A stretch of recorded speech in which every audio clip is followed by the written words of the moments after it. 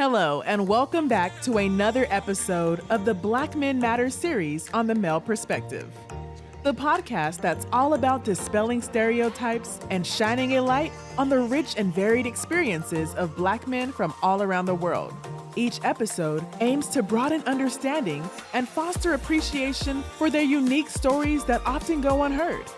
Now, here is your host, Lana Reid, to introduce you to yet another remarkable Black man with an insightful perspective to share.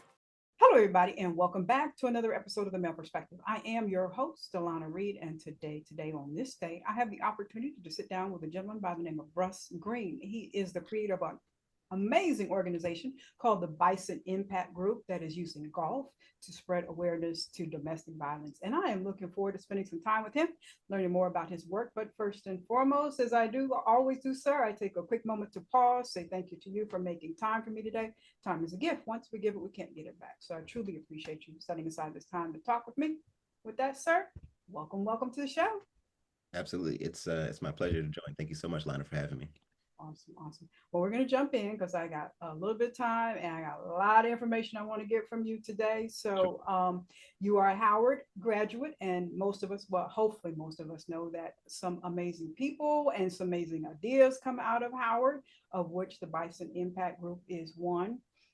And this organization, as I said, combines golf and to bring awareness to domestic violence. Interesting combination there. So I was wondering if you could trouble you to give us some backstory on how the organization came to be and be aligned with that cause.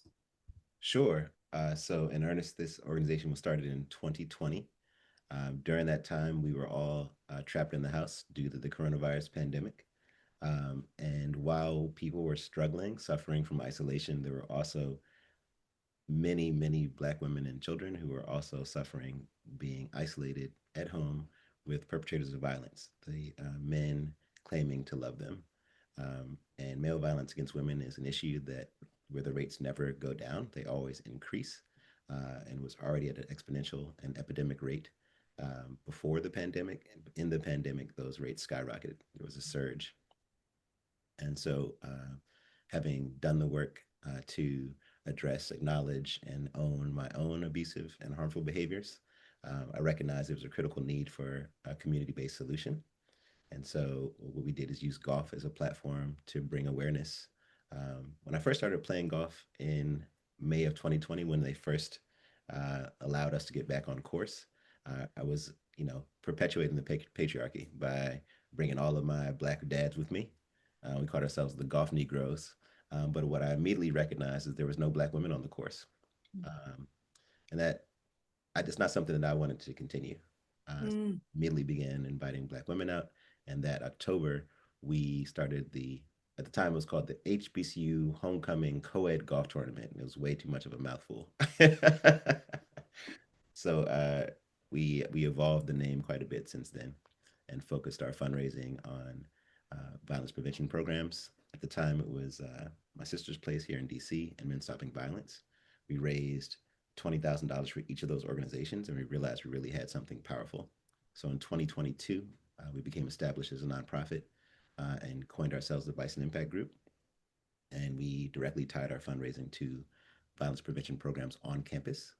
Since that time, we've raised over $40,000 for both Howard and Spelman. And that has directly impacted over 140 students on campus who have reported incidents of violence. It also creates prevention activities and pop-ups for students that are newly incoming and students that are already enrolled to participate in activities to reduce violence and harm.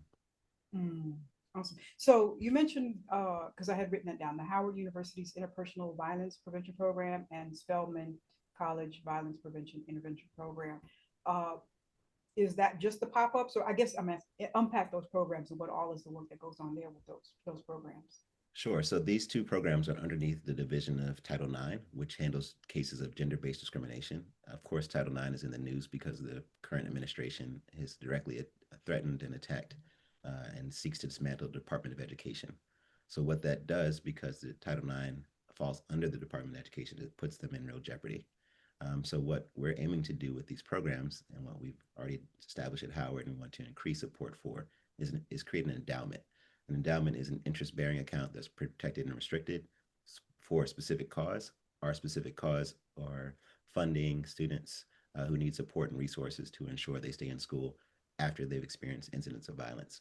So that support can look like replacement of damaged property, relocation and transportation expenses, covering court fees, parking fees, mental health therapies and support, hospitality kits, anything that's going to ensure that kids continue to matriculate through university and do not drop out. Because as we know, when a child leaves school without finishing, that puts them on a negative trajectory, specifically economically. If you think about the lifetime impact of domestic violence on the nation, it costs the taxpayer something like $3.6 trillion. That's like $100,000 for every woman survivor and $20,000 for every male survivor. So it's going to cost you one way or another. And so this is really to recognize that it's our responsibility to work within our communities to make sure that this doesn't continue and that we're addressing this issue. Now, you mentioned earlier, you were talking about you had to cope with or deal with or unpack your own issues when it came to domestic violence. And I think that is the problem we're having a lot of times with even having massive awareness. What was it for you? And if I can be nosy, what was it for you that made you say, like, I need to really address this. I need to unpack this. Because I think if we can get more people to that point, we might be able to effectively tackle this. So what was it for you personally that said, hey, this is an issue? Yeah, it was marriage counseling. It was recognizing that I was very unhappy, and that there was a reason for that. There was a centered in something that comes from somewhere. And a lot of times when we're in relationships, Michelle Obama talks about this in her book. We point the finger at the other person, and we realize when we're like, fix them. And what we realize is that, when you point your finger at someone else, there's 4 fingers pointed back towards you. So it's really a lot of deep soul work and introspection, as well as therapy to address, where that harm and those abusive behaviors came from, and recognizing that the harm that I experienced in childhood and the abuse I experienced in childhood contributed to some very unhealthy practices and thoughts about women. So that was in 2016. So from 2016 to 2020-ish, 2021, I was in therapy to really work closely with someone whose intention was set to help me unpack a lot of stuff and give me the tools and skills necessary to do the work, to heal and recover. We need more people to do the work. Yeah. We need more people to do the work. Yeah. I mean, and I think that's the problem, getting people to say, okay, I need to do the work. Because, I think it's by default, it's human nature. Ain't nothing wrong with me. Ain't nothing wrong with me. It's everybody else. Like you said, four fingers pointing back at me. So, well, that's the beauty of the pandemic. And frankly, I'm one of the weirdos that really enjoyed the pandemic. I enjoyed the time to get to know myself and to really do some deep level of awareness practice and some, deepened assessment of who I am, and as opposed to who I present. I recognize that all of us wear a mask, and sometimes, when you take your mask off, it can be very scary, what's revealed to you. And I think that's the hardest thing about the pandemic is people had to face themselves. They had to address who they were, absent of, society. And that can be very difficult. That can be sitting very with challenging. Sitting with yourself. Yeah. I mean, if you really want to think about how hard it is for you to sit with yourself, just stare in the mirror for 2 minutes. Just looking for 2 minutes. That's all just be silent. Just start itching. Yeah, see what comes up. Just see what comes up. See what, you address. Or when we first talked, Lana, you said, you're amazing. And even having done years of work, it's still striking to hear from someone, that how they receive you, that's how they receive you. That's their perception of you. So, I want to give a lot of, or grant a lot of space, grace, and frankly, empathy to people who, aren't aware of who they are, aware of the harm that they cause others. Something that I realize in my own work is that, people don't wake up in the morning like, oh, I want to hurt somebody. That's not real. That's not a thing. So that comes from a place. And once you've addressed where that comes from, it takes a real courage to do that work to repair. And, a lot of times I think, depending on what you grew up seeing, you don't even know that there's a problem that needs to be fixed because it seems some of the behavior seems to be normal. So if you grew up in a household where violence was a day-to-day occurrence, you might not say, I need to do work because that's your normal, that's your normal living experience.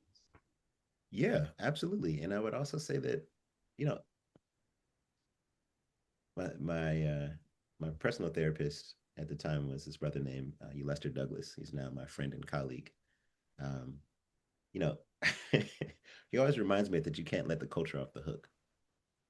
You know, we really want to focus on individual actors when we talk about violence.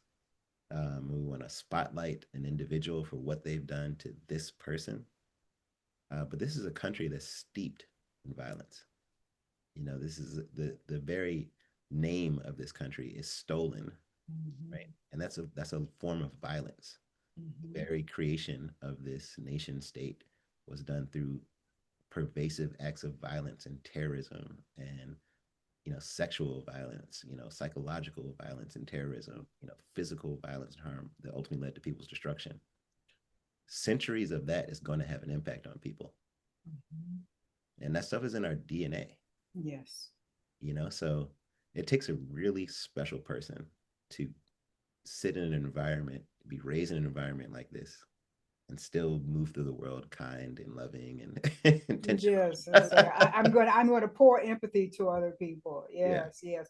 I always tell people America is the most toxic experiment that has ever existed. So, but yeah, I mean they call it that's what they call it, right? The American experiment. American experiment. But what I want to remind people, what I really like to address is this is an experiment by a handful of people who were all men and were all very deeply, what's the word, rooted in a sense of entitlement and of importance and ego. And, something 𝗬𝗎 says all the time is, no emotionally healthy person seeks to control and dominate other people.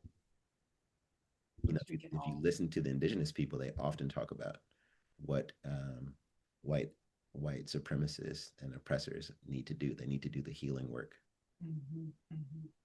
Yeah, and I'm all off track.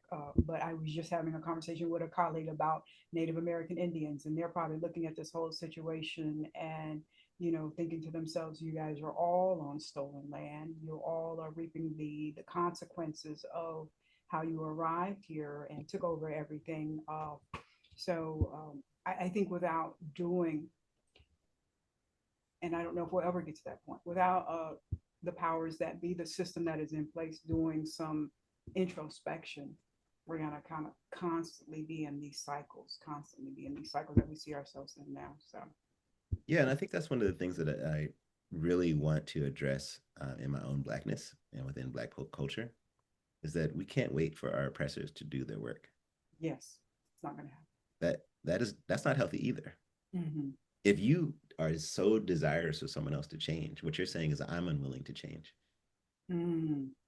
So what is required of us with 500 years of knowledge that this has been consistent? And even now, if we look across, the world and the global impact of concurrent genocides, multiple genocides at once, some, like you think about the Congo, that have been occurring for centuries, then the evidence is there that things are not going to change until we do. So for me, it's more of an understanding that, and this is Russ Green personally, it's understanding that, yes, we are in a very hyper-violent nation that conditions us to violence. But that doesn't let us off the hook either. And for us to be in a space where we're ready to grow, we have to address, that this has impacted us as well. And we have work to do. So it's, I truly believe, Lana, in the phases and cycles, that everything comes back around. Frankly, for me, it feels like the 90s again. And I'm sure for my mom, it feels like the 60s again. So, we've made a lot of strides across generations, and we're seeing our, the current generation, the Gen Zs, push really hard to move this culture to help us like evolve. I think that we got a little comfortable there, that we had arrived and assumed that access meant acceptance, and we kind of got lulled to we got lulled to sleep there. But we are eyes open now. So eyes open now. Well, sir, I'm going to well, go ahead. That's very relevant to golf. Yeah, I was getting ready to go back to golf. A lot of times people think that simply because we are on the golf course, we've arrived. Mm-hmm. That's not it. I'm in the country club now, right? Yeah. I mean, oh, look, I got a seat at the table. That's not it. That's not the work. Mm-hmm. The work has always been to create a path for everyone. Right. And to not think that simply because we've arrived, that things have improved. Two of my heroes are like Harriet Tubman and Ida B. Wells. Harriet Tubman, her work, Araminta Ross, whatever you want to call her, Grandma Moses, her work was not trying to change people's minds. Her work was to liberate people. And the thing that fascinates me the most about that work is not only her courage and her faith and determination, but the fact that she kept going back. I keep getting choked up whenever I think about this. That's so powerful. Yes. To love people so much, to sacrifice your own safety, even after you've made it, the horrific violence that she experienced. Ida B. Wells, her story was about her friends who were murdered. And she refused to let that story not be told. Mm. And if you frame that against what we're seeing in Palestine and what we're seeing in Congo, and what we're seeing in Sudan, and what we're seeing in Yemen, and we're seeing with the people in Tigray, and we're seeing in Haiti, it's the same story. Mm-hmm. It's people are burying these stories about what happens to human beings, and there are people courageous enough to write about them at the expense of their lives, and there are other people willing to sacrifice their own freedom and space of safety to help other people. So when I think about how that translates to golf, golf is a colonial sport. It started in the 1600s, and it was imposed on other nations like this one. It was imposed on indigenous communities. Mm. Many, many golf courses are built directly on top of indigenous burial grounds and burial grounds of people that were enslaved. Many, many golf courses were created through eminent domain and urban renewal programs. And urban renewal, as we know in our communities, is a synonym for Negro removal. Yeah. So if a person in power who writes laws to benefit themselves wants space, they will take it. Mm-hmm. They will build a road through your community. They will cede your land, and they will build on top of it to repurpose it for their own benefit. And what you've seen now is like how that directly translates is presently there are Black neighborhoods that are adjacent to golf courses, and the members of those communities have never stepped foot on those courses. Mm. That's how powerful the psychological trauma and terrorism of stealing land, claiming it for yourself, and forcing other people away from the space for recreation. Even Langston Golf Course, which is here in DC, was built in 1939 through Secretary 𝗬𝗍𝗄𝗎, the Department of Interior. He was at the time the president of the NAACP in Chicago, or maybe not at the time, but he once was. This is a white man. So this white man was petitioned and lobbied by Black organizers because they white citizens, our countrymen, said, this space where we go to play golf, we don't want them here anymore. So we're going to throw rocks at them. We're going to harass them. We're going to intimidate them. We're going to antagonize them. And so we petitioned and lobbied our forebears to build a golf course. And that golf course is named after what is his name? Senator John Mercer Langston. This brother he's worth a Google. His brother was incredible. He was the first dean of the Howard University Law School. He was an ambassador to Haiti. Here goes Haiti again. I think he was the first senator in Virginia, first black senator in Virginia, something like, not senator, something crazy. But when you think about like the significance of that name, that's very powerful, right? Mm-hmm. But also that land that Langston Golf Course is built on, the trash dump. That's what they think about us. So for me, it's like golf is this huge, if nothing else, it's this huge space to gather in community, to build relationship. Mm. And whatever comes out of that can be so profoundly powerful. It is an amazing thing. Like I was speaking to one of my buddies who works at Sligo Creek Golf Course, um, young white dude in his 20s named Nick. You know, he played D1 college, and you know he runs the tee sheet at Sligo Creek where we do our weekly golf program called Soulful Sundays. I said, "Hey Nick, how many tee times are how many players can fit on a golf course in a day?" He said he's like a 268. I said, "Wow, that's not a lot. That doesn't seem like a lot of Mm-hmm. people, right?" But every single Sunday that we have groups of like 12 black people together on course, it becomes a spectacle. So you're telling me that 5%, less, like a little, like, yeah, 5% of the total amount of people that can play that day is such a spectacle when they're black. 12 out of 268. That it Still in literally, 2025. yeah, it literally stops people in their tracks. And that's how powerfully um, opportunity is for us in this space of golf. Less than 3% of golfers are black. In history of the LPGA, I think there have been 11 black women in 50 years. And that's 3 times as many black men in the PGA. Is it because we just don't have the resources to learn it? Is it just not in our income bracket? I mean, why? I mean, because when it Oh, comes to sports, we're everywhere. no. That's all narrative. Okay, Mm-hmm. so the one thing that we've known, and this is the beauty of having an administration that's violent as like this current administration and the administration of 2020 or 2016, is that we always know that the resources are there. They keep proving it to us. The resources have always been there. Mm-hmm. You know, when they want to build a jet fighter, they have $160 million for each one. Mm-hmm. You know, when a foreign nation needs more weapons of war, they find ways to pass billion and $1 trillion bills Mm-hmm. and appropriations. People find the money and time to do the things that they want to do.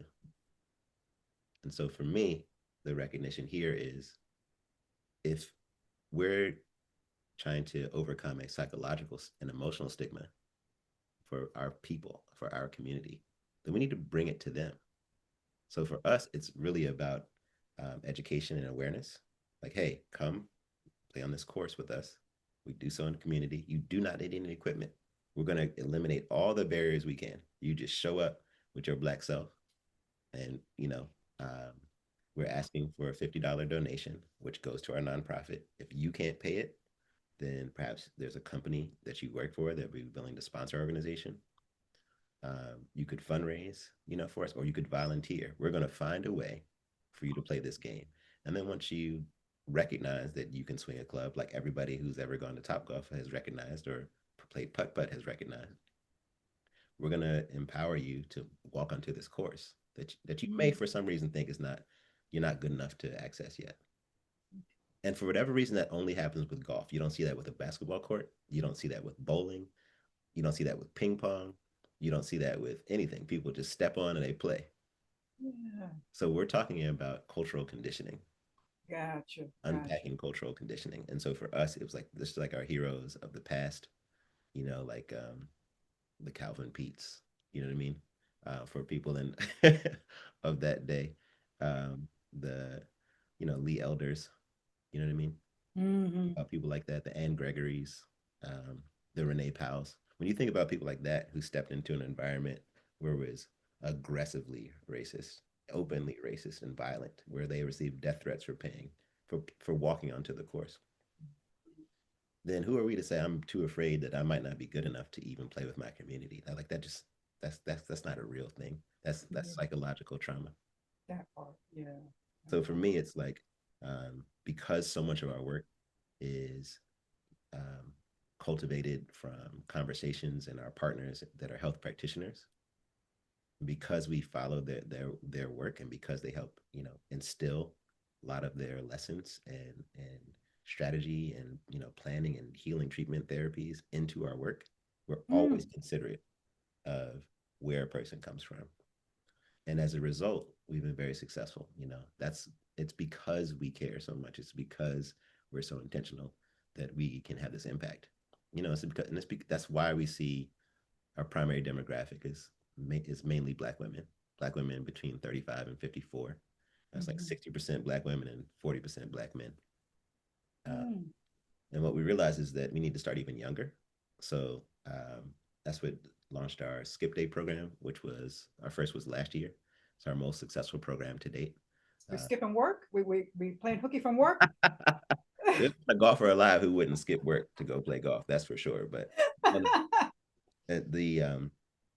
in Montgomery County, they have these instructional days, or the non-instructional days, where kids are out of school, but they're supposed to do something where they learn independently. Oh, okay.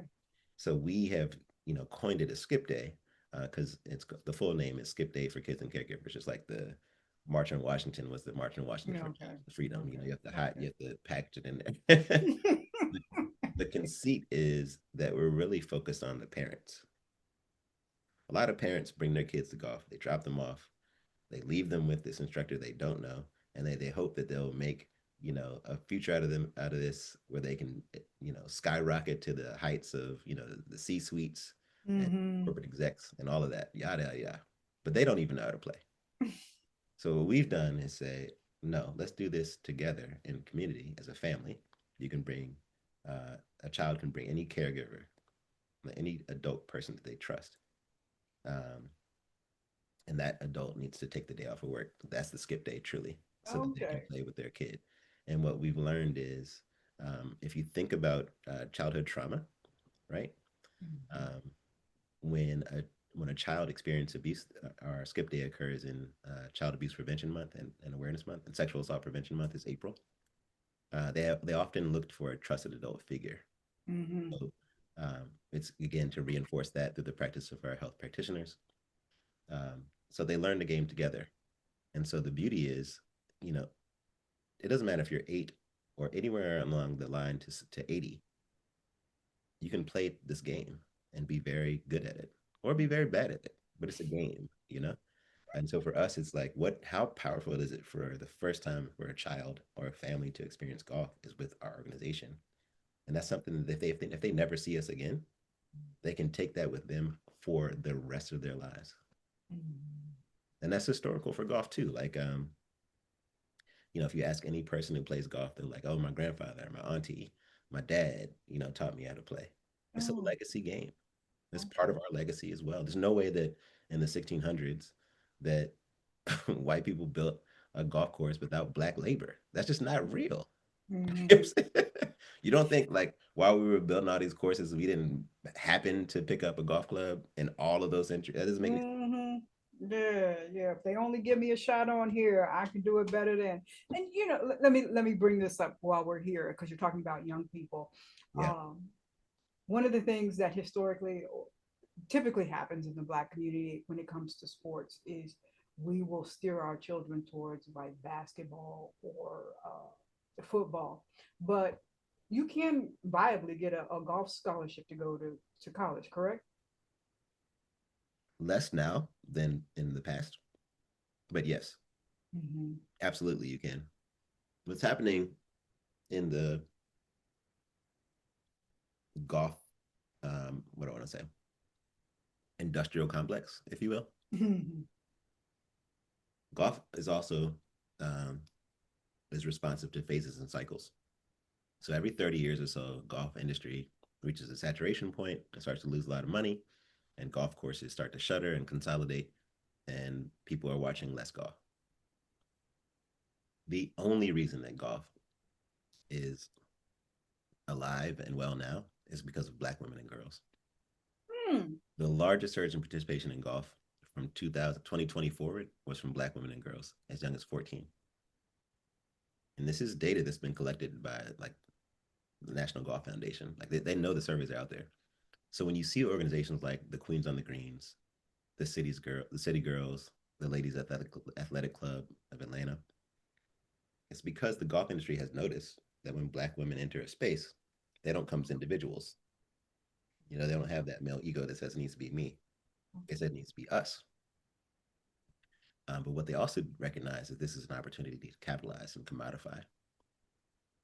And so we're very strident about educating our communities. Like, look, don't allow yourself to be exploited by these parties. You know, they definitely want your money.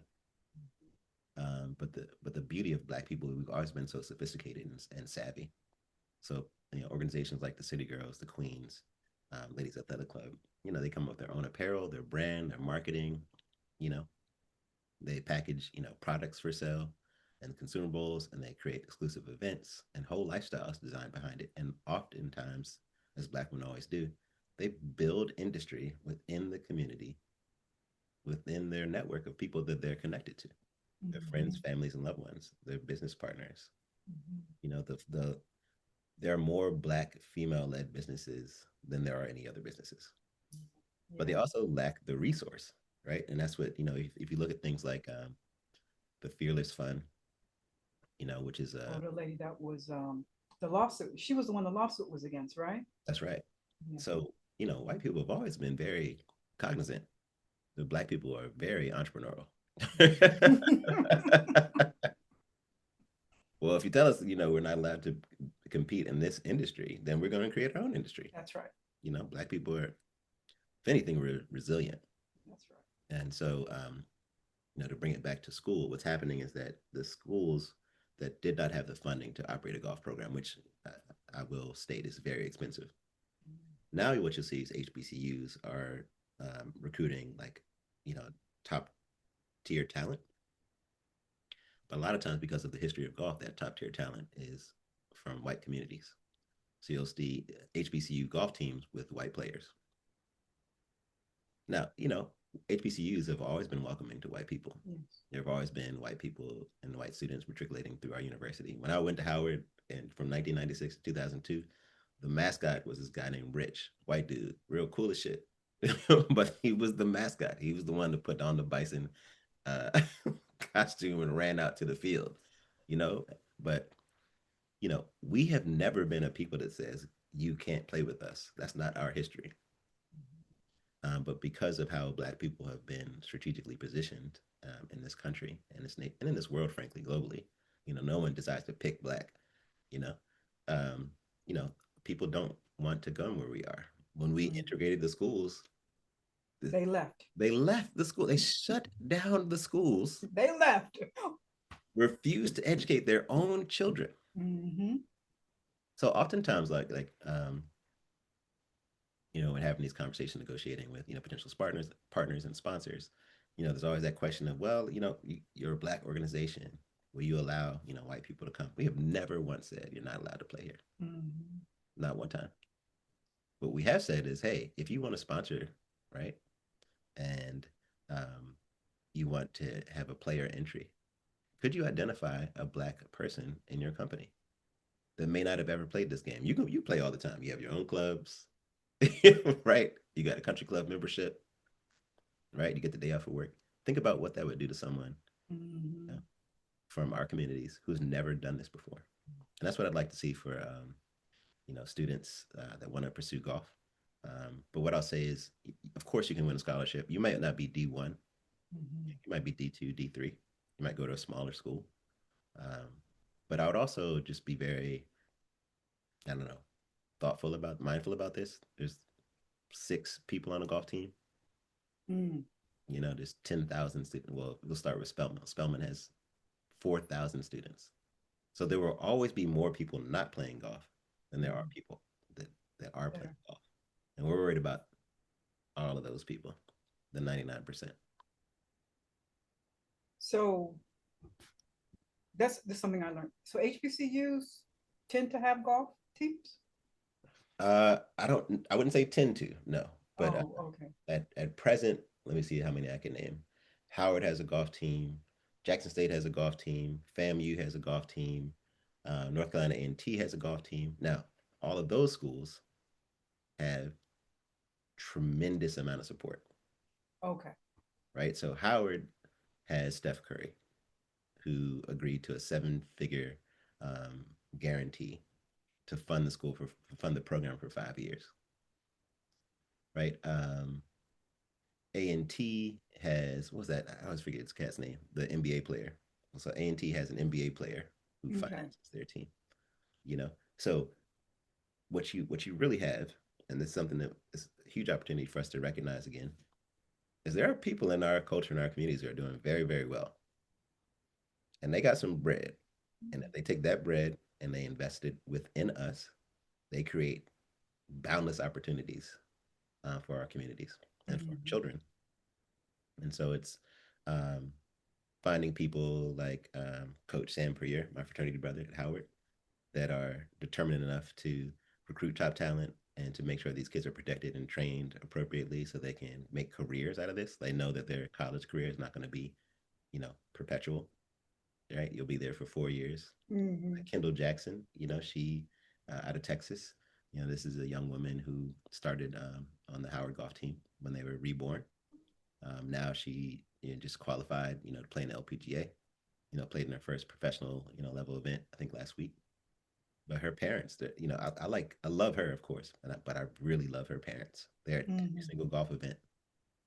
They they have their own account on IG. Their dad's account. Kendall's dad loves golf, or something. There you go. Um, or people that my other fraternity brother, 𝗫𝗵𝗃, he created the Sapphire Golf Tour. This is the first professional tour for Black women. Bison Impact Group had the honor of marshaling at that tournament. So we're, legitimately walking in history, creating history. So I think the recognition that, it's fine to, it's important to fund these teams, and it's important to recognize that we have, people within our communities that can provide that resource. It's also important for us to recognize that it creates access, right? So with that access, there's another one of the Howard students who played on the Howard's inaugural team, Raquel. I can't remember her last name. She goes by Rocky, but she knew she wasn't going to turn pro. But what she did is she positioned herself through the team to be in charge of their marketing and branding. Now she has a career with the National Links Trust, who got billions of dollars to revitalize the courses here in DC from the Trump administration, the 2016 administration. So the bags are being thrown, right? The resource is there. It's are we positioned? Are we positioned? Yes. Are we using strategically? Like, are we using our networks? Yeah. Are we doing the things necessary? Just like we did the things necessary to position ourselves to get Langston Golf Course. We used the relationship that we had with Secretary 𝗬𝗍𝗍, who was a member of the NAACP, a white man, and we lobbied within our communities and petitioned Congress to make space for us. And by doing so, we ended discrimination for all recreations across all national parks. So sometimes, I will sit and oh, let's do a golf tournament at the end of 2020. We'll bring Black people who've never played before. It'll be fun. I had no idea that was going to become a nonprofit. But you gotta care enough, you gotta be intentional enough. I knew that once Black people stepped outside and touched some grass and saw some trees, they'd be happy. I knew that, especially to see each other, because I know what homecoming feels like. Well, that's a different thing. HBCU homecoming is a whole different enigma in itself. So I don't know. I think homecoming is real basic. I do. I think it's going back to see people that you love to a place that means so much to you. And that's what we need. We deserve that. We did not have that in 2020. We did not have homecomings. They canceled them across the country. People were hurt. And that's what we thought about. We can't have our communities be hurt. I need to see my people. Yeah, I need to see my people. And I think that's wired into Black folks' DNA is community. I mean, when you think about tribes and tribalism, I think it's really in our DNA to have a sense of community and connection. And we kind of flounder when we don't have that. So yeah, you're gonna get me into my spiritual bag now. Okay, so come on with it. We are spiritual beings having a physical experience of life, right? And once you recognize that this shell, this armor, if you will, once this thing expires, your spirit is going to be connected. It's always been connected, but it's going to go back to source. And so we forget that we're here as beings to be in relationship with other people, with a higher power, with nature, with other beings. So that work, I think, is what I've always been excited about. The work to bring people together. Everybody's not going to be for you. Everybody's not going to play golf. Some of the people that volunteer with us have never played golf. They refuse to, but they show up every single year to volunteer at our programs. Awesome. It's about the work. It's about the work. It's about the work. And my co-executive director, our co-executive director, 𝗕𝗶𝗃 𝗵𝗃. She went to FAMU. She played golf in high school. She, people look to her because she's a Black woman, like, oh, you must have a history of abuse. Something must have happened to you. No, she hasn't. She has no history of that, but she cares. Yes. She works in public health. She cares about people having access to health. And our partnership, our work as team members and colleagues and, people that love each other very deeply as friends, the thing that makes it work is that commitment. We have a true commitment to long-standing health benefits for our communities. And what we always say is it's bigger than golf. It's way bigger than golf. I don't care if you don't play. I do care if my girlfriend doesn't play. That bothers me. So what are we going to talk about here? Like, come on. Yeah.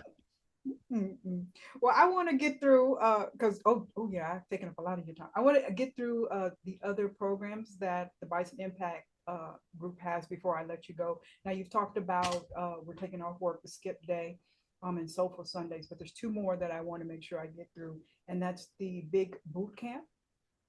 Yep. So is that, and I was on the website, is that just for the little ones, or can us seasoned folks participate as well? As long as you are Black, 7 years old, and want to play golf, you are welcome. The boot camp is intended for people that want to learn golf to play at a high level. So some people just want to try it. Boot camp is designed for people to want to play better or enhance their skills, right? Or learn the game. So we have a partnership with 𝗶𝗴𝗺. He is a graduate of University of Maryland Eastern Shore. He's also a PGA certified professional. And he's also the assistant coach at Bowie State University, a partnership that we are announcing this year. He's basically giving the game away. I can't even explain it any better. He's giving the game away. Like, the rates that we quote are very cheap. I have not been at a clinic yet, because I co-lead with him. It's less than 90 minutes. So for $35 at the current rate, wow, that's a steal. Yeah. $200 package for 8 sessions. He's throwing it away. Yeah. So if you want to learn and you want to learn well, like, because the course that we play, where we do the clinic, is Lake Presidential. They have a grass range, and nobody plays golf. It's always important to play off of grass because it's the true conditions that you'll play on. You're learning the game at an elite level, and you can take that with you for a lifetime. And it's a regular plug, and it's every single Saturday. Every Saturday. Every single Saturday at 9 a.m. Yep. Okay. The last thing that I want to have you share with, and I see you have it coming up. This is the 6th annual HBCU Golf Tournament. That's right. So yeah, there's a whole bunch of stuff. It's not just golf about that day, right? Oh no, it's never really just about golf for us. Golf is the vehicle. It's a platform. It's the thing that draws people in. The golf and the Blackness. Instead of playing spades, we're gonna start playing golf. Okay. All right, come on. Yeah. Well, the beauty of it is it's homecoming on a golf course. It's really gathering communities together to celebrate, our culture. So a lot of people think, oh, I didn't go to HBCU, I can't go. No, it doesn't matter. If you want to, we love PWI too. you know, um, people are like, I don't know how to play. Okay, well, don't play, or learn how to play. We got a clinic for you there. By New Age. In the past, we were partnered with City Swing. It's a Black woman-owned golf instruction studio here in DC and in VA. We literally are making it there's available space always. As we created this with you in mind, right? So throughout the day, there are all sorts of activities. There's an art auction and wine tasting. So we commission work by local artists to envision what it looks like when Black people enter the space of golf. Oh. This year we have pieces by 𝗕𝗶𝘀𝗵𝗁 𝗫𝗫𝗀𝗺, Clarence James, Maurice James, Naomi Hannah. All of these people are incredible, artisans and craftsmen, and they've created pieces that are available for auction for you to purchase. You can put it up with your ancestors back there if you want to. We also do a wine tasting with Black-owned brands and vineyards, like Brown Estate, which is in Cali, where you are. We do a restorative yoga session. In the past, we've done it with 𝗬𝗶𝗴𝗁 Brandon Copeland, who's a Howard grad, like myself. This year, we're working with 𝗬𝗫𝗫𝗫𝗀𝗃. She does a restorative yoga for people that experience like trauma or have experienced real loss. So most people, when they play golf for the first time, they don't recognize that they're using muscles and tendons they haven't used before in like decades, maybe. So it's really important that you like stretch afterwards. So we do that, practice that's restorative and healing. We have chair massage by Donnell called Hands in Motion. So this is a therapeutic massage, 10-minute sessions, absolutely for free. We have a male therapist and a female therapist this time because, guys can be very homophobic. So they don't want, it's just so sad. We're still a work in progress. If only we liberate ourselves, what I'm saying? If we just liberate ourselves. So we have, him providing, chair massage along with his colleague, a woman, I'm not sure of her name. We have, this year we're bringing the professor of spades to teach Black people how to play spades who don't know how to play. Okay. We're also going to feature line dancing instruction because, for some, the 𝗬𝗫𝗫𝗫𝗀𝗃 dance is super hard. That third step part of it, I can't do it. But we'll have people so we can learn the 𝗬𝗫𝗫𝗫𝗀 dance and learn the fan dance. We always do a day party with Black-owned caterers. So legitimately, and all the liquor we serve from our open bar by 𝗃 is a Black-owned spirits company, or excuse me, mixing company, organic spirits company. That's the word I was looking for. That open bar, every single bottle there is from a Black vendor. So the current favorites, of course, are Uncle Nearest, Fun Weaver's brand, and there's also 𝗕𝗶𝗃. That's a sister from DC. Excellent brand. Those are always gone the quickest. But we also have 𝗵𝗵, a gin that's out of Africa. Our photographer is Black. Our videographer is Black. You know what I mean? Like we always ask that all our participants wear their HBCU paraphernalia. So it's also like college signing day, because something that I should not say this.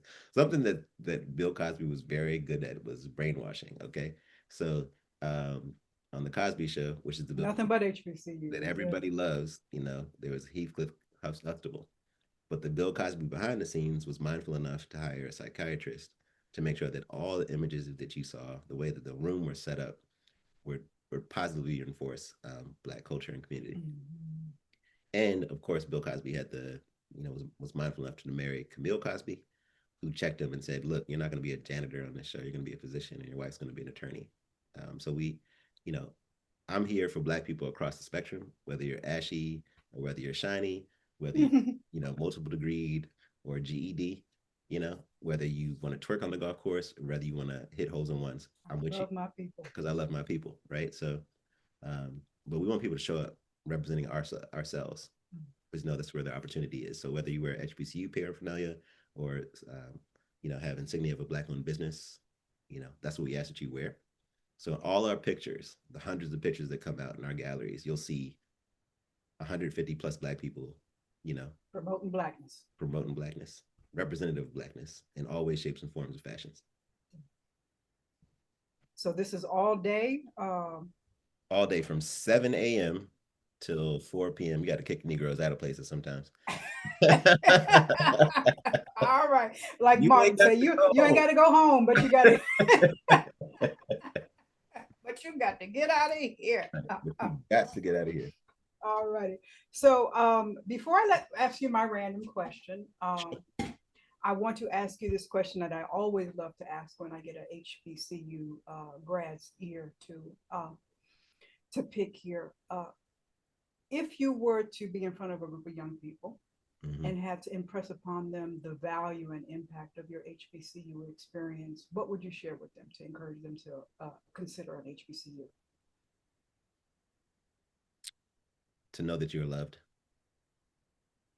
that there's a place where education can be conducted in an environment where people are truly invested in your success, where you no longer have to feel like the odd person out, where you get to experience the true spectrum of Blackness, the diversity that exists in our culture, that diasporic experience of recognizing that there are 54 nations in Africa, the oldest, landmass, the oldest civilizations on Earth that disperse people throughout, all of this, globe over centuries and eons. You get to be connected to all of that in one space. And it's just a beautiful opportunity to feel safe and seen. I want to interrogate that a bit. For some people, it's not safe, and that's why we do our work. For many, many young women and girls and young boys, and young men on campuses, it's not safe. They experience horrific violence, traumatic violence that may, cause them to leave school. So that's why our organization exists, so they can have that support while they're there, so that they make sure they don't leave. So people like myself, who's an alum, cares so much about the baby bison, and the baby jaguars because of my own experience, right? I care enough to give back, and not just to have my name on a building, to have real impact. I will never see these students who experience the benefit of our organization, the resource that we provide. I will never meet them. Their privacy is our number one, of paramount importance to us. And, nobody wants to have to be put on the spotlight when they're suffering. I don't like, I know we got away from the question, but I don't like shining that whole light, like, hey, you're the one you went through that, right? Let me see. Well, it's just like, they call it trauma porn, Yeah.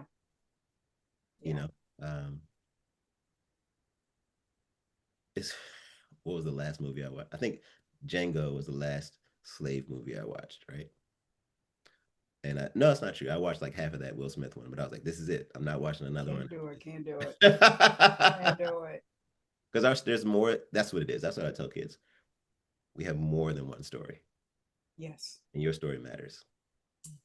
Add your story to this rich history. This beautiful tapestry of Blackness. You know what I mean? Everybody that that did something of real impact went to HBCU. Full stop. They're connected directly to someone who went to HBCU. And the beauty of HBCUs is they are often rooted in historically Black communities. Howard is right smack in the middle of the city. There's not a lot of green space around Howard, except for the yard, of course. But our communities come onto our campuses, and they're part of, a lot of Howard's programming is out facing. Like people come to Crampton to experience something of significance. Like when I was coming up in high school, I will never forget this. My dad, on my 16th birthday, my brother's 14th birthday, we have the same birthday, 2 years apart. He took us to this Pan-African conference that lasted 10 hours. But 16 or 14? 16 or 14, I will never forget this. I was so angry. So angry. But they were like, you know, master teachers there, like Francis Cress Welsing, uh, you know, Claude Anderson, Oh, Asa powerful. Hilliard, you know, like John Henrik Clark, people that, you know, would be like, you saw them? Yeah. Yeah. Or free, for free.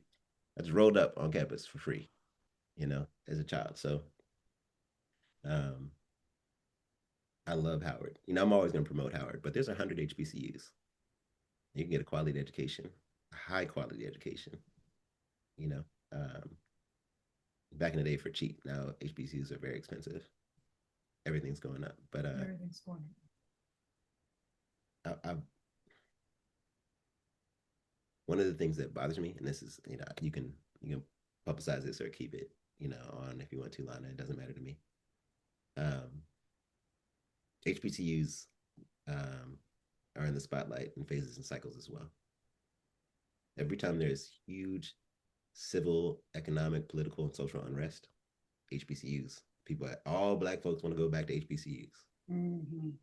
As soon as things, as soon as people get comfortable, They'll go back to. I hear what you're saying. we have to struggle for funding, and our schools are in jeopardy of losing their accreditation. Some schools have to consolidate. Like when I was at Howard, we had to consolidate the engineering school with the architecture school. Oh. You know, so it's so so Dick Gregory talked about this all the time. You got to take care of yourself first. That's a beautiful way to sum this up. So that's where we started. You know, you gotta do your own work first, then you can help everybody else. That's right. That's right. Take care of your own house first. Yeah, clean up your own house first. There you go. Well, let me ask you my random question, and then I'm going to ask you to tell us how we connect with you if we're ever out your way, how we can get you to learn us some golf and everything like that. Yeah. So let's see what we got here. Let's see what I got from a random question here. What is the most useful thing your mom or dad has taught you? Oh man. Um, my mom taught me kindness. She's a very selfless person. I don't know why I'm getting so emotional today. Um, I once saw my mom. We were on a bus trip, and this woman's nose was running, and I saw her wipe her nose. You know, or you know, my mom was like, she's been educated. She was educated for like 25 years in public schools, and she would always hear these stories from our communities, like, "Oh, I'm suffering, I'm struggling this way, I'm struggling that way." She let this woman move into her house with her daughter. Um, she not only kindness but true like love, selfless love, and to love the performing arts. My mom is a huge advocate of the performing arts. She loves theater, she loves shows, she loves live performance. I moonlight as a comedian, so I get that from her and her sense of humor and to a true value for education. My mom, she stayed in school. She was always learning something. She loved taking a class. Um, she, you know, just I love her that. She's taught me a lot. My dad taught me to write. Mm. He said that if you can write, you can do anything. There you go. And he was a psychiatrist, so he's responsible for me really wanting to study the mind and like really being focused on healing. Mm-hmm. You know, he struggled a lot throughout his life, and struggled our family across generations struggled a lot. And that, you know, it took a toll on him. He was the first in our family to go to college. And of course, like that impacted how he raised us and me. But his will was like indomitable. So like, you know, learn that, and to love Black people. He taught me Pan-Africanism. You know, him and my mom. They let us know from an early age that we were connected to. We've always been the majority. You know, I've never. The idea of using the term minority is like laughable to me. You know, and analysis, like you know, my dad could sum something up succinctly, like critical thinking. Um, yeah, that's my mom and dad. Oh, so good start. Good start. You know, Thank you, Lana. overwhelming, overwhelming there. Yeah, Uh, trying to get me. I don't know why I'm getting so choked up today, but sometimes your emotions are very. Oh, that's what it is. It's because that's what it is. So this 2 week window leading up to the tournament it can be very overwhelming. So there's a lot of like I's to dot and T's to cross, and a lot of like moving parts, and we get this surge of people interested in participating in our tournament, which is great, mm-hmm. right? But it's like, oh, Well, you know us, we're a little late too. Like we're going to show up on the day, like we can still get on the tea time, so everybody's late. So, in normal event planning, and then you'll have your 3 days of rest afterwards. So, hopefully, not maybe not this year. Usually, Nina and I take like a week. We tell each other we're not going to talk for a week, so we can just see, I need to recoup from all of this. But this year we're doing a full weekend, like a true homecoming experience. So we're launching Thursday with Social Golf Association with an event called Range Night, a Langston Golf Course. Oh, okay. That the last event had like 400 Negroes out on the golf range. This one, bless your heart, we're anticipating like 600 this time. It's a really beautiful partnership and collaboration. And Friday is our tournament, which is all day. Nina and I will be on site at 6 a.m. Probably won't leave till 6 p.m. And Saturday, we're doing an event at this Black social club called Shanklin Hall. It's called our Mindful Mixer. Mm-hmm. So we're bringing our violence prevention partners with other community advocates in to, do some sound healing with Soul Hill Sound through Meg Watt, who's also a Howard grad. So we do some sound healing, sound bathing, and we're going to get in some real discussion and to meet people and connect to build healthy relationships. And then Sunday, we do our Soulful Sundays program in Langston and at Sligo. So we have gonna be a lot of golf, a lot of blackness, a lot of community. Yeah, a lot of people to connect. It's beautiful. It's beautiful. It's a beautiful. I tell people all the time, if you don't understand how powerful and dynamic your blackness is, or the fact that we are here still standing after all of the abuse and oppression that we have taken for we're at 500 years now. Easily. If that does not speak to the awesomeness of us as a collective, I don't know what else can impress you. So I mean, we are amazing. As I said, we're also more than what happened to us. Yes. Oftentimes when I'm writing, I think about how much more real estate I would have if I didn't have to think about like all of this like onslaught. Mm-hmm. And you hear like a lot of authors talk about like how much of a distraction the world is. So for me, like I would love that. Like I participate a lot in like Afroeroticism and Afrofuturism. Mm-hmm. That's the place where we're most liberated. Where we get to imagine ourselves. That's where so yeah, I don't know how I got there, but yeah, there's way more that we're capable of. That's right. And I think for many of us, the wish was if you just allowed us the mental space to not only feel the struggle part. I think that's where a lot of us like just let us breathe. But let me go. Before I digress onto another conversation, tell us how we connect with you and come, and if we're your way, get on the golf course and everything. Just let us know how we can. Sure. So our website is Bison, like the Howard Bison Impact Group.org. There you can find all of our programming, which includes the Big Boot Camp, Soulful Sundays, Skip Day for Kids and Caregivers, and our HBCU Golf Tournament. Our programming is held every weekend between April and October. We have 2 annual events, Skip Day and HBCU Golf Tournament. All of our annual tournaments are aligned with awareness months. So Skip Day is aligned with Child Abuse Prevention and Sexual Assault Awareness Month. And then The HBCU Golf Tournament is held in October, which is Domestic Violence Awareness Month, as well as HBCU Homecoming season. If you wanted to follow us on social media, if you're on Instagram, we're at HBCU Golf Tournament. If you want to email us, you can email us at info@bisonimpactgroup.org. Well, Mr. Russ Green, and you mentioned it a couple of times. Let me make sure I get this in before I go. Your fraternity, brother, which fraternity do you belong to, sir? I'm a member of 𝗲𝗻𝗃 Fraternity Incorporated. All right, the original, the very first one. The very first collegiate fraternity, yes.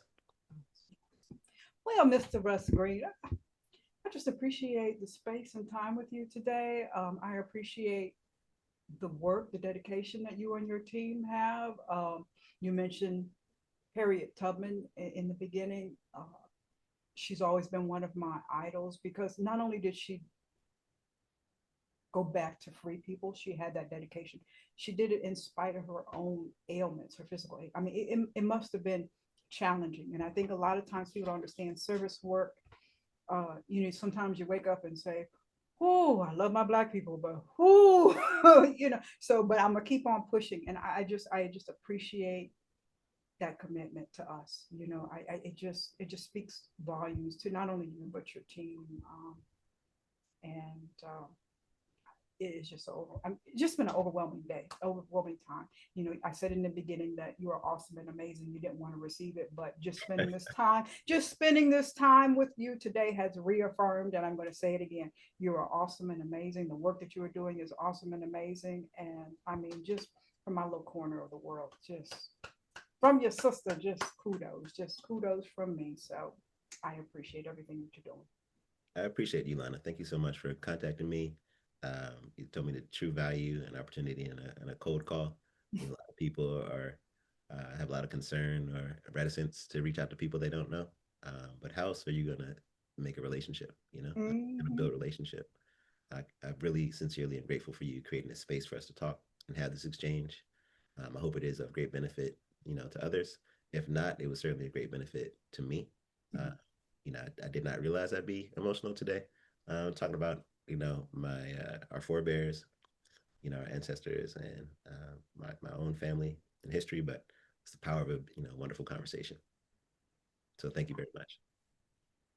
That is all for this week's episode of The Male Perspective. I'm your host, Lana Reid, and I will see everybody next time.